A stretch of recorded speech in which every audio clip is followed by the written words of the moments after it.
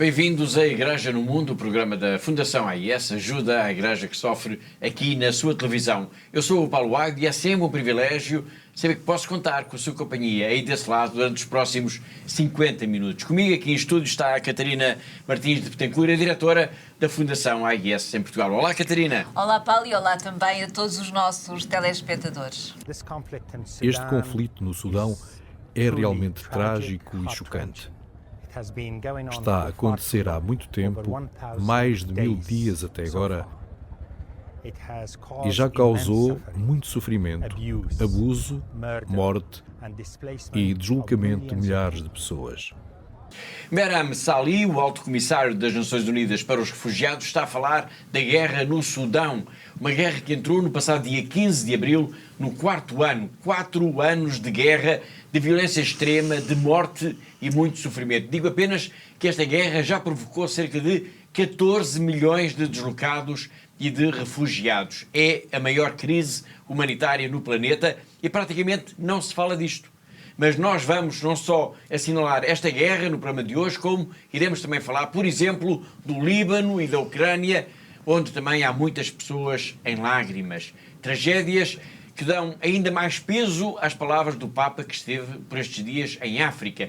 Mas vamos começar pela Ucrânia para dar conta de que no dia 16, um ataque russo atingiu, Catarina, uma igreja cristã em Zaporizhia. Exatamente, Paulo. Foi um ataque com alguma violência, com drones, que atingiu então uma igreja protestante numa altura em que estava a decorrer um culto religioso. Portanto, há pelo menos um morto, o pastor desta comunidade, e 10 fiéis. Portanto, 10 fiéis que ficaram feridos. Muito bem. Esta questão, este ataque leva-nos a uma questão. Será possível saber-se quantos edifícios da Igreja, seja da Igreja Católica, Ortodoxa ou Protestante, que foram já destruídos ou danificados nesta guerra na Ucrânia? Bom, Paulo, é muito difícil saber-se exatamente esses números, até porque praticamente em todas as aldeias, em todas as vilas, portanto em todas as comunidades, há pelo menos uma igreja ou uma capela que efetivamente, ou um lugar de culto que efetivamente foi danificado ou que está destruído e muitas vezes de consequências de ataques que não são sequer reportados. Portanto, mas há dados, entretanto, publicados que permitem ter uma noção daquilo que tem vindo a acontecer na Ucrânia nos últimos tempos, portanto, desde que a guerra começou, a 22 de fevereiro de 24 de fevereiro de 2022, Paulo. 22. Ou seja, uma guerra já vai no 5º ano. Mas nós estamos a falar de quantas igrejas terão sido destruídas ou danificadas? Centenas? Sim, Paulo, centenas, claramente. Muitas centenas. De acordo com este estudo universitário que estávamos a falar, desde o início da guerra, mais de 650 igrejas ortodoxas e protestantes foram, de facto, destruídas ou danificadas.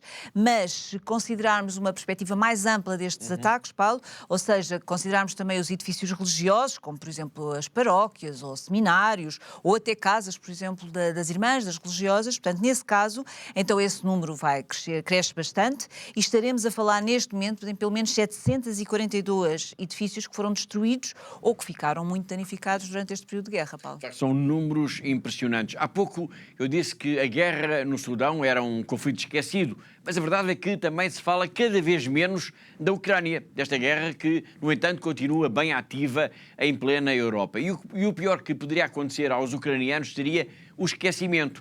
Dom Sviatoslav Shevchuk, o arcebispo metropolita da Igreja Greco-Católica, tem procurado contrariar esse silêncio. Tem sido uma voz constante de alerta para a urgência da solidariedade para com a Ucrânia. Vivimos ahora en profundo dolor provocado por la trauma de esta guerra, pero vivimos con la esperanza. Somos creyentes, creemos en Dios que se hizo hombre y sufrió y sigue sufriendo con la humanidad de hoy. Por eso, en el medio del dolor, descubrimos la presencia de nuestro Señor. El Señor, nuestro Dios, no se olvida de Ucrania. Por favor, ustedes, no se olviden de nosotros. Aunque las noticias hablan siempre menos de lo que pasa en Ucrania, por favor, recen por nosotros. La vuestra solidaridad puede salvar muchas vidas. Estemos unidos en la oración, en la esperanza, en mutuo ayudo, ayudando los unos a los otros podemos aliviar los sufrimientos de la gente y podemos dar la esperanza para los millones en Ucrania, en Europa, en todo el mundo.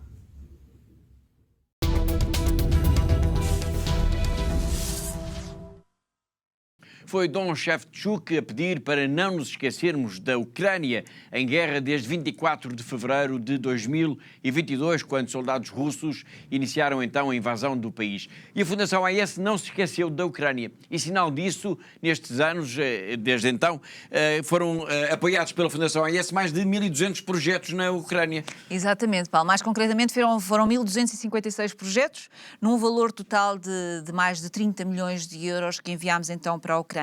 E podemos dizer, Paulo, que de facto esta solidariedade, esta ligação dos nossos benfeitores e dos nossos amigos que nunca esmoreceu ao longo destes anos da guerra, e podemos dizer que esta solidariedade é talvez das poucas coisas positivas que esta guerra trouxe, esta guerra brutal que estamos a viver em pleno coração da Europa, Paulo, não é? Exatamente. Bom, e esse dinheiro todo tem servido para quê? Bom, Paulo, essencialmente para alimentar os pobres, para alimentar os deslocados, para ajudar, por exemplo, a pagar despesas de saúde causadas diretamente pela guerra, claro, e também para financiar programas de cura de traumas, que neste momento são fundamentais, ao fim destes 4 anos de guerra é fundamental. Portanto, este dinheiro também tem servido, Paulo, por exemplo, para a compra de geradores e de combustíveis, que tem-se mostrado que é essencial para a sobrevivência das pessoas durante o inverno, porque, como sabemos, as infraestruturas energéticas têm sido constantemente bombardeadas e têm sido alvo de ataques e, portanto, estão destruídas e não funcionam. E tem também, por exemplo, Paulo, servido para a compra de veículos, que são também essenciais para os padres, para as religiosas, poderem chegar aos locais onde as comunidades estão, mais longe dos centros urbanos, e que vão, assim, com estes carros, com estes veículos, são capazes de chegar então a estas comunidades que estão sob a sua responsabilidade. E também temos usado este valor, também tem sido usado para o restauro e para a reconstrução de alguns edifícios ligados à Igreja, Paulo. Portanto, podemos dizer, de alguma forma, que, com tudo isto, que a Fundação AES tem sido um fator de esperança, isto no meio do caos e da violência da guerra na Ucrânia. Exatamente, Paulo, é isso mesmo. De facto, tem sido um fator de esperança para todas aquelas pessoas que dia após dia, ano após ano, têm sofrido com toda esta violência, desta guerra, não só a nível físico, mas também a nível psicológico, não é? Portanto, a solidariedade da Fundação AES é, de facto, esta prova de que os cristãos da Ucrânia não estão esquecidos, não é? Exatamente. Obrigado, Catarina. Vamos agora ao encontro de Blanca Tortosa, que é jornalista da Fundação AES de Espanha e que esteve recentemente na Ucrânia. Ela foi a Lviv, que é a segunda maior cidade do país, e testemunhou por lá a dor e o sofrimento das pessoas por causa da guerra. Em especial, ela refere o trabalho notável dos irmãos albertinos, que nunca deixaram de apoiar aqueles que precisam de ajuda, até para coisas tão simples como a comida do dia-a-dia. Hola amigos de ACN Portugal, os saludamos los compañeros de ACN España, que estamos en Ucrania, en Lviv, en la segunda ciudad más grande de Ucrania, y hemos querido venir aquí para ver el dolor, compartir el dolor y acompañar en el dolor a nuestros hermanos que están sufriendo tanto por esta guerra, y también para acompañarles y seguir diciéndoles que no están solos, que vamos a seguir apoyándoles y que Jesús siempre está con ellos. Jesús es su esperanza, como ponen en todos los carteles como este que hay en prácticamente todas las iglesias de este país. Y también nos mandamos un saludo muy fuerte desde aquí, desde esta iglesia de la Casa de las Hermanas Albertinas, a las afueras de Leópolis, donde ellas ejercen la misericordia en acción, y es una verdadera maravilla comprobar cómo esta iglesia está en marcha y en salida, y nosotros ACN siempre muy unidos y acompañando a nuestra iglesia y a todos los que están sufriendo.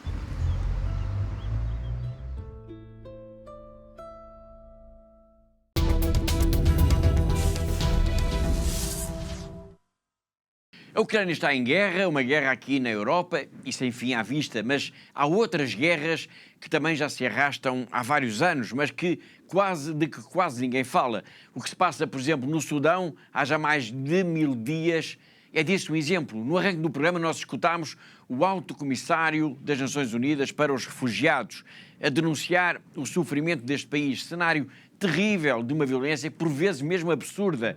O Sudão é palco da maior crise humanitária neste momento no planeta.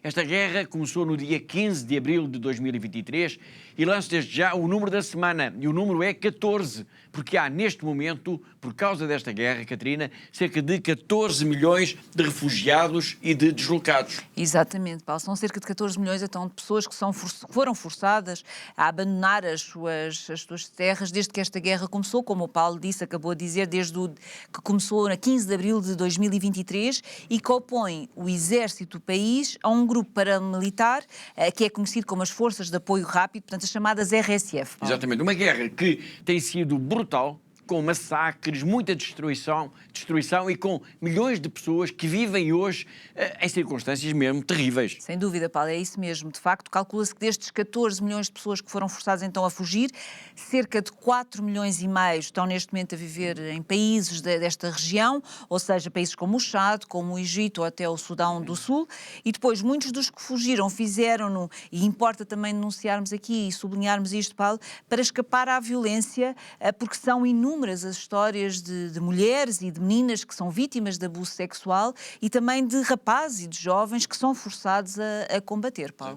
Histórias, no fundo, terríveis de uma guerra e, ainda por cima, de que mal se fala. Sim, e essa é outra tragédia, é o outro lado negro desta guerra, Paulo, é que o facto de não se falar disto, o facto do Sudão do Sul praticamente não ser notícia em nenhum noticiário das nossas televisões, faz com que estas pessoas, faz com que estes 14 milhões, cerca de 14 milhões de pessoas, de homens, mulheres, crianças, estejam ainda mais desprotegidas, estejam ainda mais expostas a esta violência que falávamos agora. Portanto, é preciso dizer que tanto o Exército como os membros desta Força de Apoio Rápido têm sido acusados de crimes graves. Em alguns casos, fala-se mesmo, Paulo, em crimes de guerra e crimes contra a humanidade. Exatamente. No arranque do programa, nós escutámos Berham Salih, numa intervenção ao canal de notícias da ONU. Nós já o vamos escutar, mas antes disso, Catarina, quem é este homem que tem agora o cargo de Alto Comissário das Nações Unidas para os Refugiados? Bom, este homem, Berham Salih, é iraquiano, ele tem 65 anos de idade, ele foi o 8º presidente do Iraque entre 2018 até 2022. Antes disso foi primeiro-ministro da região curda, portanto uma região autónoma do Iraque, e depois foi ainda vice-primeiro-ministro do governo federal, e depois durante o regime do Saddam Hussein ele foi preso, chegou a estar preso por causa de estar envolvido em ações a favor do povo curdo.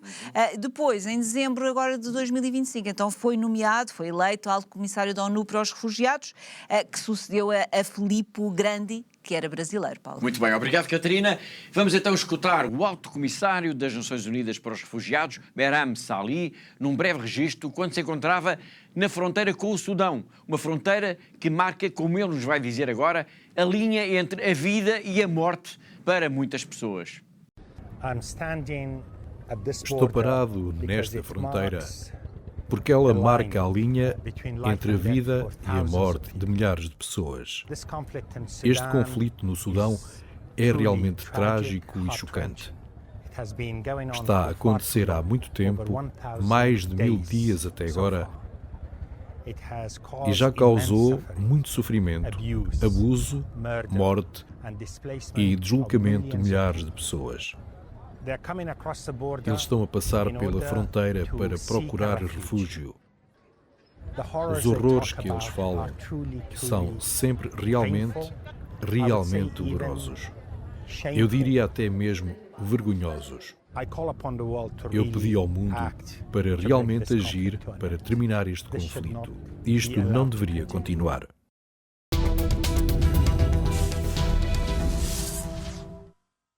Do Sudão em guerra, vamos agora até ao Líbano.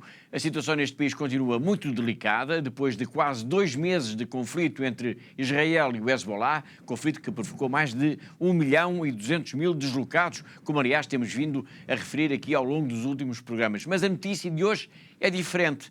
É que um soldado israelita foi fotografado a destruir uma estátua de Jesus Cristo. E essa imagem correu o mundo e levou mesmo vários países e organizações, como por exemplo a Fundação AIS, a condenarem este gesto, Catarina, indesculpável de violência. Exatamente, Paulo. E assim que se soube deste incidente, a Fundação AIS exprimiu logo de imediato o seu profundo pesar por este incidente, pelo que aconteceu. No fundo, isto que aconteceu, Paulo, foi a profanação de um símbolo religioso, um símbolo cristão, e por isso a Fundação AIS condenou então firmemente este ato de violência.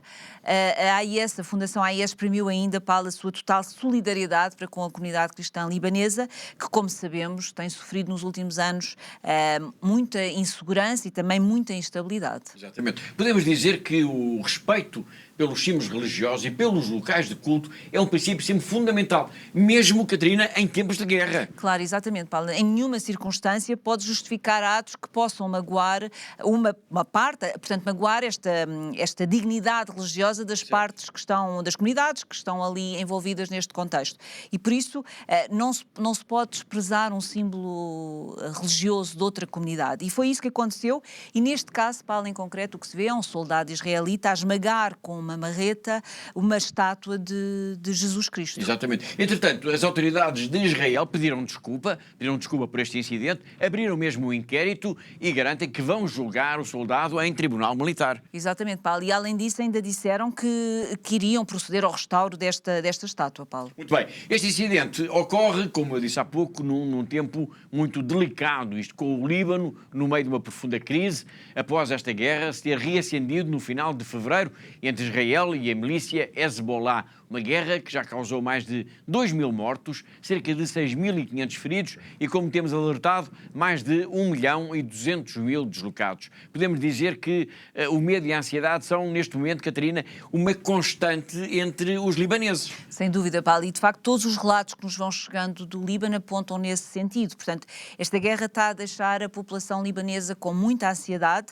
Todos têm medo neste momento, todos continuam a procurar ajuda junto da igreja, por exemplo, nas paróquias, mas, de facto, a ansiedade é enorme e, neste momento, ninguém sabe muito bem como é que as coisas vão ficar nos próximos tempos. Exatamente. E é por isso, por haver, no fundo, tantas famílias cristãs aflitas, sem saber como se vão alimentar ou onde vão, por exemplo, dormir, que a Fundação AIS lançou aqui em Portugal uma campanha de ajuda de emergência. Exatamente, Paulo. E esta campanha é fundamental, de facto, para que todas estas famílias cristãs possam sobreviver nestas próximas semanas, nestes próximos meses, não sabemos, não é? Portanto, é uma campanha de tal forma importante, Paulo, que nós, aqui em Portugal, demos o nome de SOS Líbano. Exatamente, SOS Líbano. Já vamos falar em mais pormenores sobre esta campanha. Para já, chama a sua atenção para a Mariel Boutros, a nossa colega responsável de projetos da AIS no Líbano, que nos enviou uma curta mensagem desde Beirute a pedir para não nos esquecermos deste povo.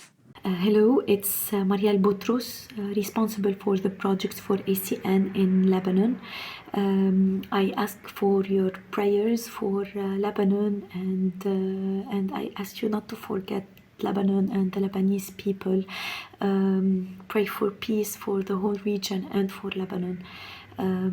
As the war continues, the airstrikes are falling over Beirut and the south of Lebanon. The situation is becoming more and more difficult with displaced people and their situation that is really very, very difficult. The church, as usual, has opened its doors and houses and halls to receive the people and do its mission. We are always in contact with them, and we ask for your support for the church in Lebanon and for your prayers. Thank you.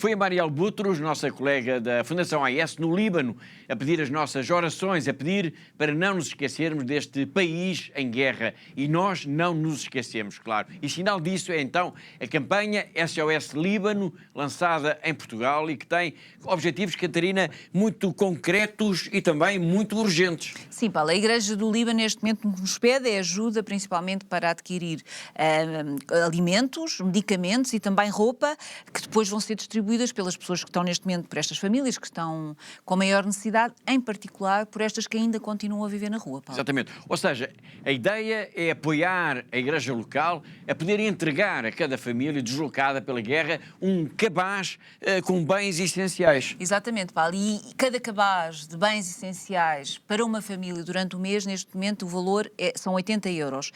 Mas eu queria deixar aqui muito claro, Paulo, que por mais pequeno que seja cada donativo que cada um de nós possa dar, esse pequeno donativo vai fazer a diferença na vida destas famílias e por isso o meu desafio que eu deixo aqui hoje aos nossos telespectadores é que ajudem, na medida que possam, ajudem também para que pudesse também que continuem a rezar, que rezem pela paz, para que a guerra termine de uma vez por todas e que continuem a rezar também por este povo, não é? Estes cristãos, esta comunidade cristã que tem sofrido tanto nos últimos tempos e desde já também agradeço, porque já há muitos benfeitores que estão-nos a ajudar, Paulo, e desde já também agradeço então este apoio, este carinho, esta solidariedade que os portugueses têm mostrado para com a comunidade cristã no Líbano, Paulo. Muito bem.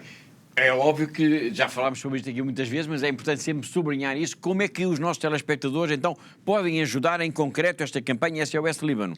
Bom, Paulo, aquilo que eu peço a quem nos está a ver é que entre em contacto connosco, nos ligue para o nosso telefone 217544000 ou então que vão à nossa página de internet, está lá todo o projeto explicado, o que é que nós estamos a fazer em concreto, portanto, fundação-ais.pt e depois... Talvez aquilo como nós temos falado aqui, que é sempre mais fácil, mais rápido, mais eficiente, é enviar o seu donativo através do MBWay. E o MBWay da Fundação AIS é 918-125574. Eu repito, 918-125574. Muito bem, obrigado, Catarina, uma vez mais. Fica aqui o desafio, a Igreja do Líbano enfrenta uma crise humanitária gigantesca e pede ajuda, pede a nossa solidariedade. Quando nós falamos da Igreja do Líbano, falamos em rostos concretos, em pessoas concretas. É o caso da irmã Ronda Tanori, diretora de uma escola católica em Jaboli. A destruição causada pela guerra por estes dias está a ser terrível, claro, mas esta é uma situação que já se vivia antes das bombas terem começado a cair. A irmã conta que muitas das famílias de Jaboli não têm dinheiro sequer para comprar pão. É humilhante, diz ela. É triste, acrescentamos nós. Neste cenário percebe-se porque é cada vez mais difícil os cristãos permanecerem no Líbano, permanecerem, no fundo, nestas terras bíblicas.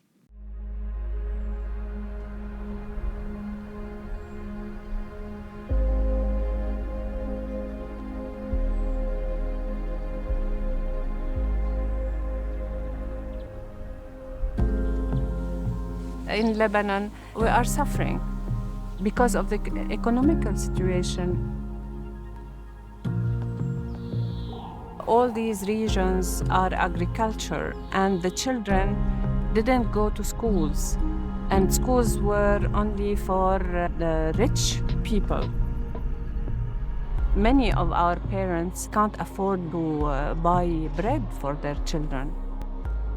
This is so humiliating. By our service to them, we try to bring peace, joy, dignity, because everybody is looking for these values and they will leave if they don't find them.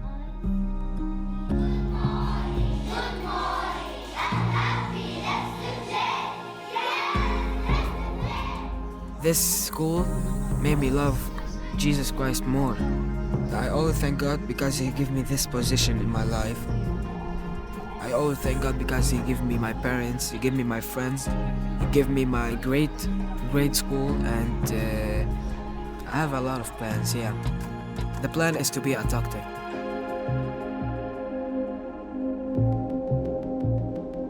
It's sad to see that people are looking to leave this land. In these regions, the Christians are about 10%, and we encourage them very much to stay here because they are a symbol of Christianity.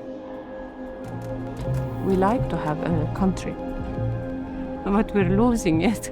It's fading. Lebanon is fading.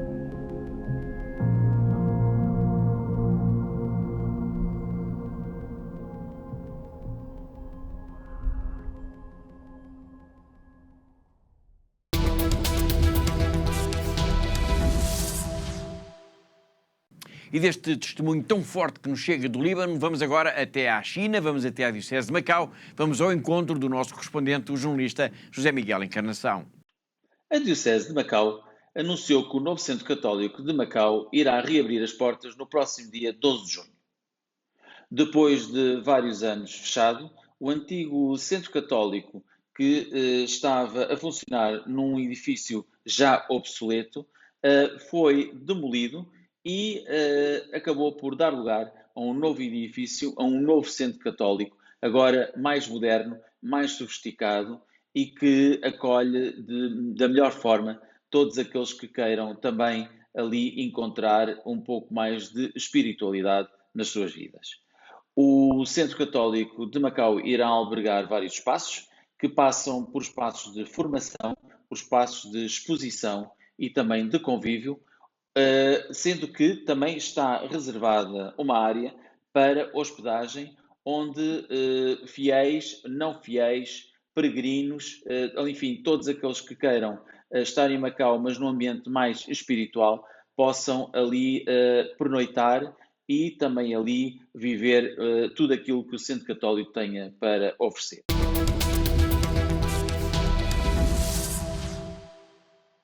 Foi José Miguel Encarnação, o nosso correspondente em Macau, na China, e assim chegamos ao fim da primeira parte de Igreja no Mundo. Na segunda parte nós vamos falar ainda do livro de Robert Royal sobre os mártires deste milénio. Vamos ouvir o padre Tony Neves sobre a visita do Papa à Argélia e começamos a partir de hoje e durante algumas semanas a fazer também o balanço, portanto, da viagem do Santo Padre à África. E vamos recordar ainda, a propósito disso, a história dos monges trapistas de Tibrin, mortos nos anos 90 do século passado, precisamente na Argélia. Mas vamos ainda falar da Jornada de Oração do Terço em maio, que a Fundação AES está a promover aqui em Portugal. Tudo isto para ver daqui a pouco, depois de um breve intervalo. Até já!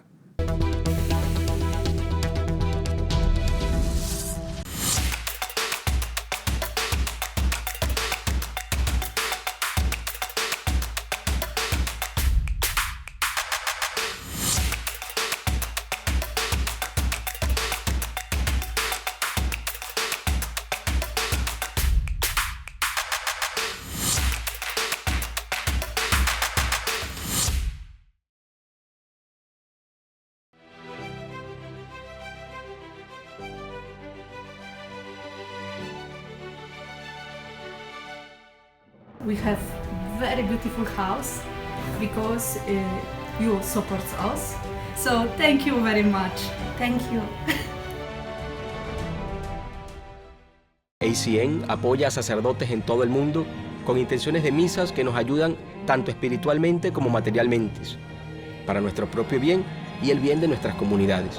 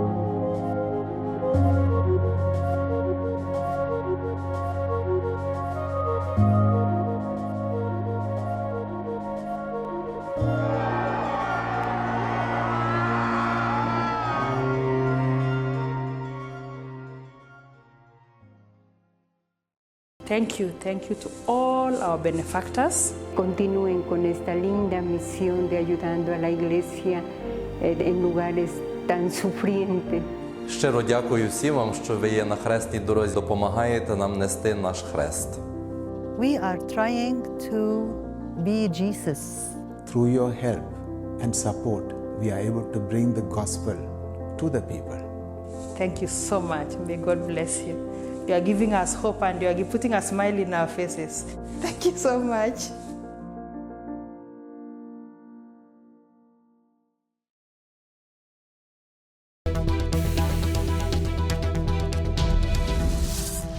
Em pleno século XXI existem pessoas comuns, pessoas como nós, mas que arriscam a vida pela sua fé. São autênticos heróis.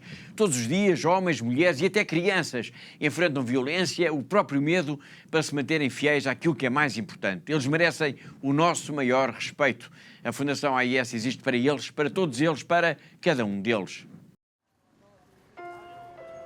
Está a tornar-se cada vez mais difícil para os cristãos de todo o mundo praticar e viver a fé. Em muitos lugares, os nossos irmãos e irmãs sofrem pelo seu amor a Cristo. A missão de ajuda à Igreja que sofre é construir uma ponte de amor que permita que a Igreja que sofre e é perseguida testemunhe a sua fé, inspirando aqueles que a ajudam. Hoje, a ajuda à Igreja que sofre, ou AIS, apoiando mais de 5.000 projetos anualmente em mais de 145 países. Hoje em dia é necessária muita desta ajuda no Médio Oriente, onde a presença cristã enfrenta uma ameaça existencial. Lá e por todo o mundo, a AIS apoia a construção e a reconstrução de igrejas e onde as comunidades católicas se reúnem para prestar culto, rezar e serem fortalecidas na fé. A AIS apoia anualmente mais de 12.000 religiosas, ajudando-as a viver a sua vocação. A AIS também contribui para aqueles sacerdotes que mantêm viva a fé nas suas comunidades. Todos os anos, a AIS apoia a formação de aproximadamente 13.000 destes futuros padres por todo o mundo. A AIS apoia a tradução, impressão e distribuição de mais de 51 milhões de cópias da Bíblia para crianças em 190 línguas. A AIS recebe pedidos de ajuda não só para livros, mas também para estações católicas de rádio e de televisão. A cruz, o sinal da promessa de Deus, tem guiado o trabalho pastoral de ajuda à Igreja que sofre. É a cruz que também tem inspirado os benfeitores da AIS a ajudar aqueles que não conseguem levar as suas cruzes sozinhos. Eles estão a ser testados na fé. Nós estamos a ser testados no amor.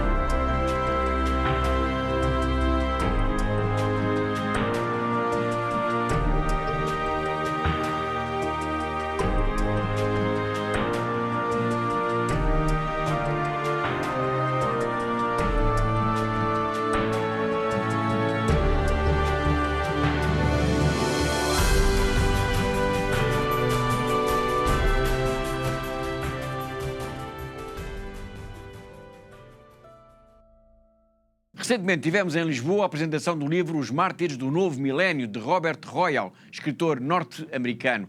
Uma apresentação que, como dissemos aqui na semana passada, correu muito bem e serviu também para se assinalar a importância de se trazer este tipo de temas, a perseguição religiosa, a violência extrema contra os cristãos, Catarina, para a ordem do dia. Sem dúvida, Paulo. E, de facto, todos os participantes nesta apresentação deste livro, e houve duas sessões de apresentação, uma no Palácio da Independência e depois outra na Basílica da Estrela, portanto, todos sublinharam, de facto, esse aspecto que o Paulo acabou de referir. Portanto, tanto o autor como o Ribeiro Castro, que é o presidente da Sociedade Histórica da Independência de Portugal, que, portanto, o local onde o livro foi apresentado, e também o editor, editor, o Henrique Mota, disseram que esta questão da liberdade religiosa e da perseguição aos cristãos exige, sem dúvida, uma ampla discussão pública, Paulo. Muito bem. Henrique Mota, que falou para o nosso programa, logo no final da sessão, numa entrevista conjunta para o nosso programa e para a agência Eclésia. Vamos ouvir. Acabamos de assistir aqui à apresentação do livro dos Mártires do Novo Milénio, um livro que fala sobre o martírio cristão. Para a editora, para a Lucerna, que importância é que tem lançar um livro destes aqui no mercado editorial em Portugal? É contribuir, juntamente com aquilo que se passa noutros países, para a compreensão de que o problema do martírio não é um problema do tempo do Império Romano, é um problema da atualidade. Aliás, também na sessão de hoje foi lembrado aquilo que o Papa João Paulo II disse no final do século XX, que aquele tinha sido o século em que tinha havido mais mártires em toda a história. Provavelmente o século XX sozinho teve tantos mártires quanto os 19 séculos seguintes. E agora este livro, que se refere unicamente aos primeiros 25 anos deste século, traz um relato verdadeiramente preocupante daquilo que é o martírio, e essencialmente o martírio de cristãos, e particularmente entre os cristãos, o martírio de católicos. Publicar este livro é um grito de alerta para aqueles que, como eu, vivemos num país onde nos parece que isso é uma realidade que não existe, é um tema que não tem atualidade, que não tem representatividade. De facto, não tem representatividade nas notícias. É raro as notícias falarem de um problema, de um caso de martírio de cristãos.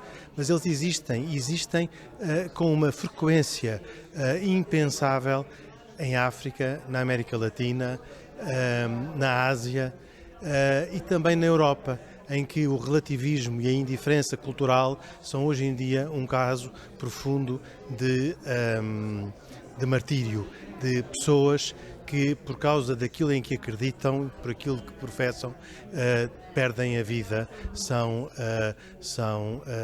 perseguidas por outras pessoas. Acontece em muitos países da Europa. Ouvimos aqui falar do caso francês, do caso inglês. Na verdade, Portugal tende a ser uma situação, um oásis praticamente, mas isso não faz com que nós não precisemos de conhecer a realidade, de pensar sobre ela e de agir sobre ela. Cada um encontrará a forma de agir.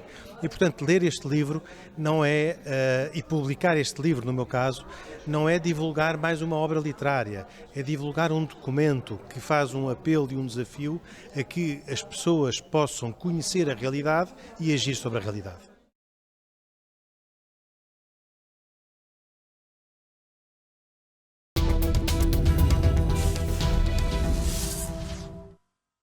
Foi Henrique Mota, o editor da Lucerna, sobre a importância de se falar no martírio cristão e a dizer que o livro de Robert Royal é um grito de alerta para a questão da perseguição religiosa. Na próxima semana voltaremos a falar deste livro porque temos uma entrevista com Ribeiro e Castro. E chegamos agora ao último tema do programa de hoje, a viagem do Papa à África.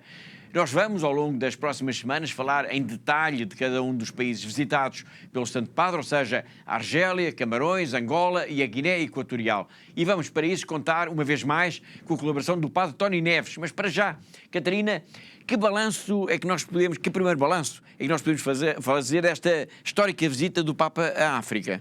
Bom, Paulo, é um balanço muito, muito positivo mesmo, a todos os níveis, quer pela alegria da participação dos vários povos, dos vários países onde ele foi passando, o Papa, quer também pela denúncia que ele fez de alguns dos problemas crónicos que a África enfrenta há várias décadas, quer também pela forma como, de facto, o Papa ergueu a sua voz em favor da paz no mundo, denunciando todas as guerras que estão neste momento a acontecer e assumindo-se claramente como um peregrino da paz, não é? Exatamente. Bom, nós vamos ter muito tempo para desenvolver estas questões ao longo das próximas semanas, mas quando a Catarina referiu agora os problemas crónicos de África, está-se a referir expressamente aqui? Bom, Paulo, essencialmente estou a sublinhar aquilo que o Papa Leão também fez questão de sublinhar durante toda esta viagem à África. Portanto, ele falou da questão da corrupção, ele falou sobre a exploração desenfreada dos recursos naturais, a urgência da paz.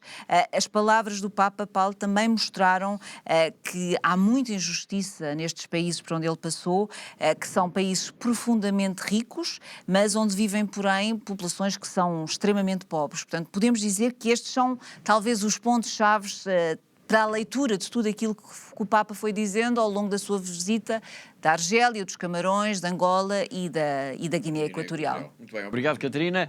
O primeiro país, então, do périplo africano foi a Argélia e Leão XIV deixou por lá uma mensagem de fraternidade.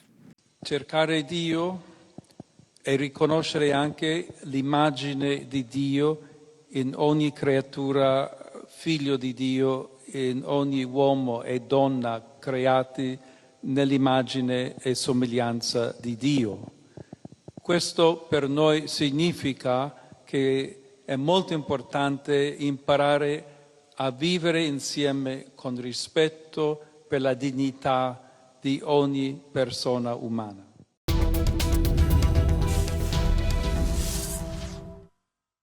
Foi o Papa Leão, na Argélia, primeiro país de um périplo africano que levou ainda aos Camarões, Angola e Guiné Equatorial. Como eu disse há pouco, nós convidámos o padre Tony Neves, missionário espiritano, que conhece particularmente bem a África, para nos ajudar então a fazer um balanço desta longa viagem do Santo Padre. E hoje vamos escutá-lo a falar da Argélia, começando por dizer que neste país o tema principal foi mesmo o do diálogo interreligioso, mas também foi significativa a visita às raízes do seu coração, porque a Argélia foi o país onde nasceu Santo Agostinho e, como sabemos, o Santo Padre é agostiniano.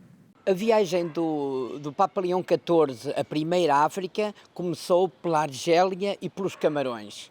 Foram, de facto, duas visitas profundamente emblemáticas, porque na Argélia claramente esteve em causa o diálogo interreligioso.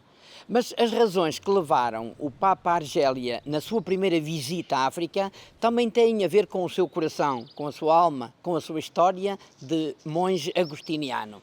Sabemos que Agostinho nasceu em África e foi o grande bispo de Hipona, hoje Annaba. Por isso o Papa Leão quis começar o seu périplo por África visitando aquela que foi a diocese do seu fundador, Santo Agostinho. De facto, foi bonito, foi emocionante mesmo. Nós vimos o Papa Leão muito emocionado lá em Annaba, em Hipona, diante das ruínas da cidade, mas também na grande basílica de Santo Agostinho, onde o Papa celebrou. Santo Agostinho, sabemos que viveu no século V, portanto há muito tempo, mas marcou a história através da sua teologia, através da sua filosofia, mesmo através da sua ciência política. Sabemos que a Cidade de Deus é uma das suas obras mais importantes e diria mesmo emblemáticas.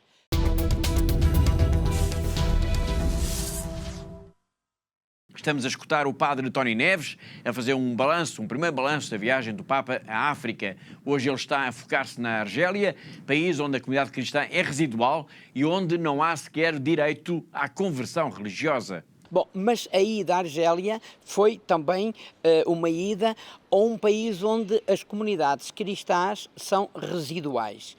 O direito da conversão não existe, portanto, para os argelinos ser cristão não é questão, não é hipótese, mas há liberdade para que aqueles que são estrangeiros possam viver a sua fé, possam aprofundar a sua fé. Neste momento ainda há duas dioceses grandes e mais 3 pequenas, portanto são 5 as dioceses católicas na Argélia, onde a comunidade é de facto residual, digamos assim, mas o Papa disse de uma forma muito bonita que é uma comunidade pequena, mas importante. E isso sentiu-se em toda a sua visita, quando o Papa esteve em Notre-Dame d'Afrique, em Argel, e depois, quando esteve, sobretudo, em Annaba, em Hipona.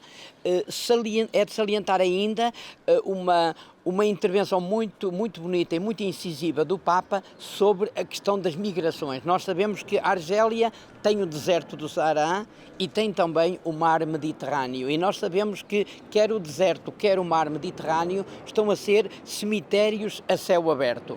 Muitos dos migrantes que vêm do sul da África, tentam atravessar o deserto e sobreviver ao deserto e tentam atravessar o mar Mediterrâneo para depois se chegar à Europa, que eles acham que é a terra prometida. E o Papa voltou a defender a migração e o Papa tentou fazer tudo o que estava ao seu alcance para que estas questões sejam bem tratadas, os migrantes sejam respeitados e a homenagem a estes que morrem no mar seja feita.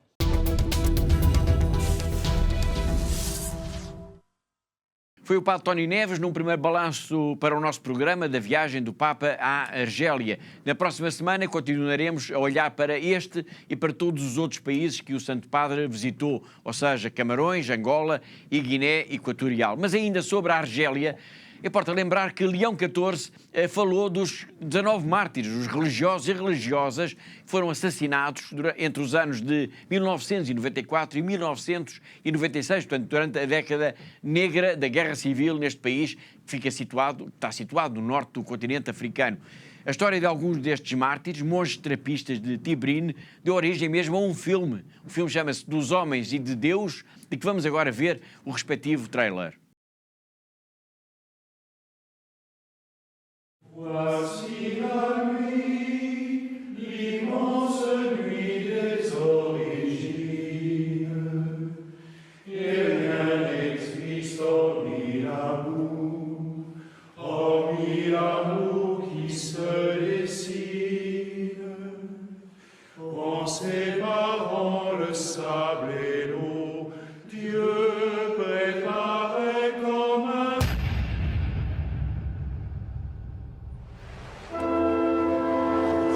Hier, ils ont tué encore un imam dans la rue.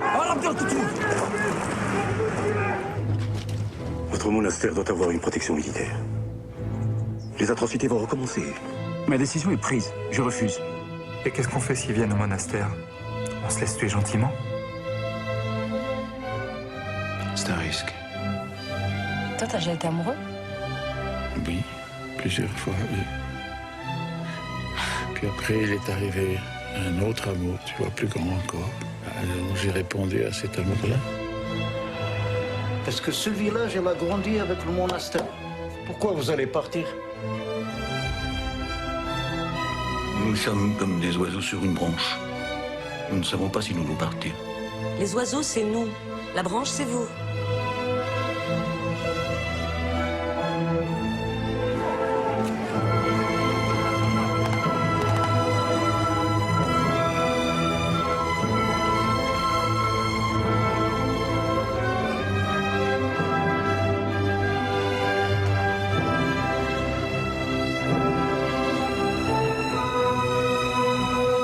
J'ai pas peur, moi, des terroristes et encore moins de l'armée. Je crains pas la mort non plus. Je suis un homme libre.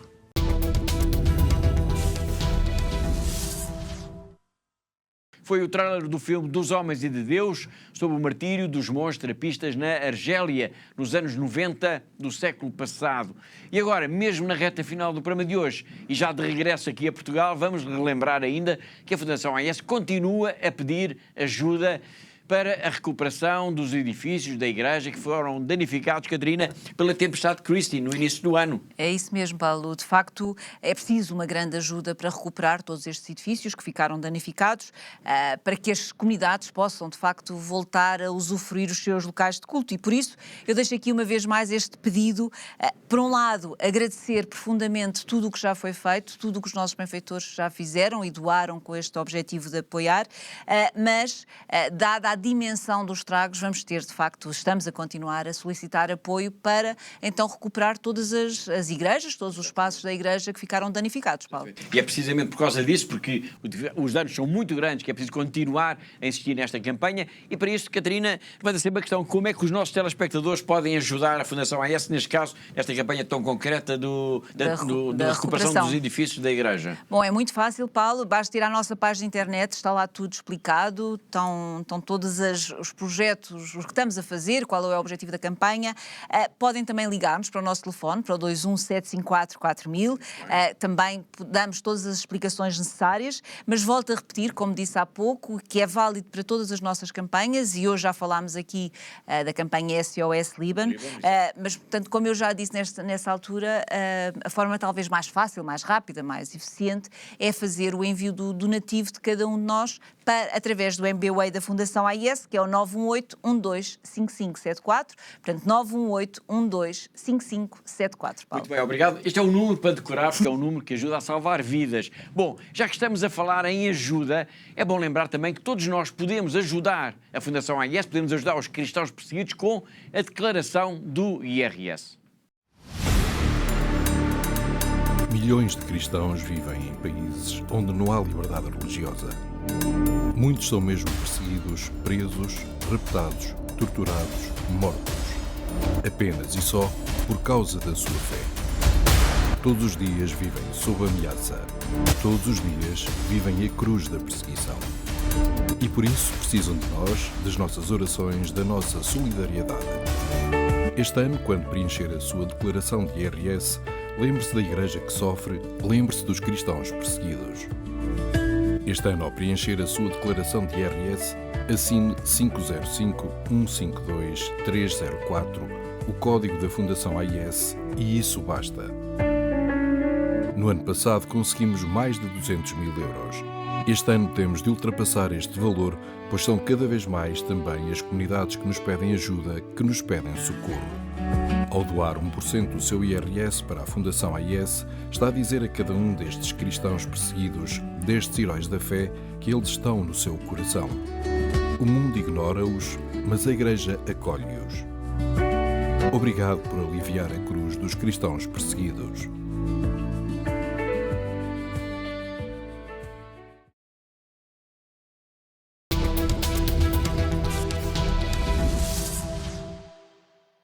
E assim, lembrando que com uma simples cruz na nossa declaração do IRS podemos ajudar os cristãos a suportar a cruz da perseguição religiosa, chegamos ao fim do programa de hoje. Falta apenas uma nota de agenda e um apelo à oração. Bom, a Fundação AIS vai estar em Beja, no seminário, no dia 16 de maio, para a apresentação do relatório sobre a liberdade religiosa no mundo. Atenção, a sessão começa às 15 horas e vamos contar com a presença do Bispo de Dom Fernando.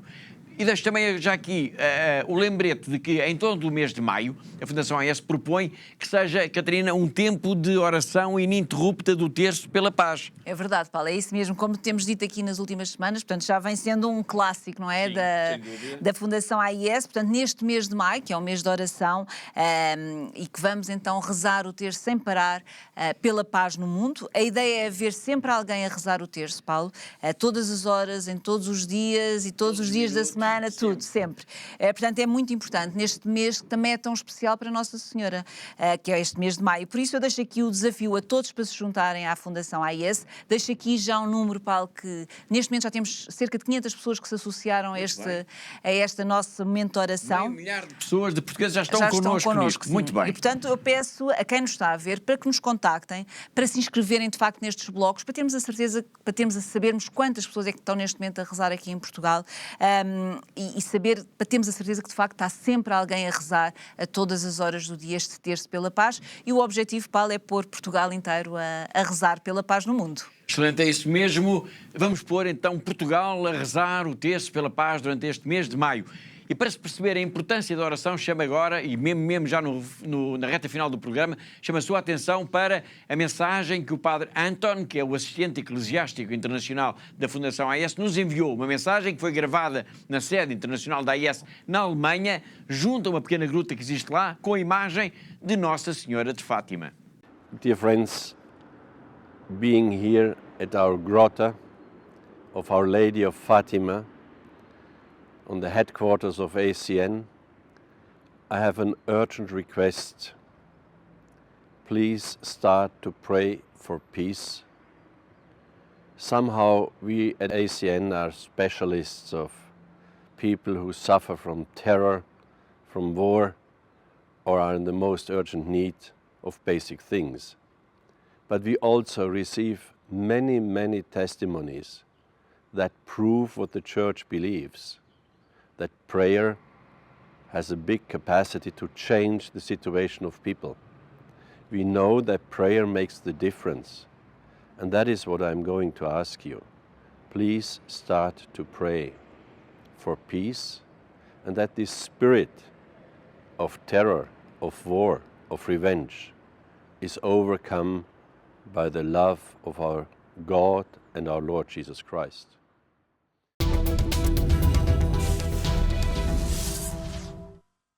E agora sim, com este convite à oração, chegamos ao fim do nosso tempo. Todas as semanas nós marcamos encontro aqui porque há uma igreja que precisa da nossa ajuda. Agradeço a presença e a colaboração da Catarina, a diretora da Fundação AIS em Portugal, assim como de todos os que ajudaram a produzir, a editar e levar até si este programa. E quanto a mim, Paulo White, resta-me dizer que foi um gosto, como sempre, saber que esteve aí desse lado na nossa companhia. Até à próxima semana, se Deus quiser.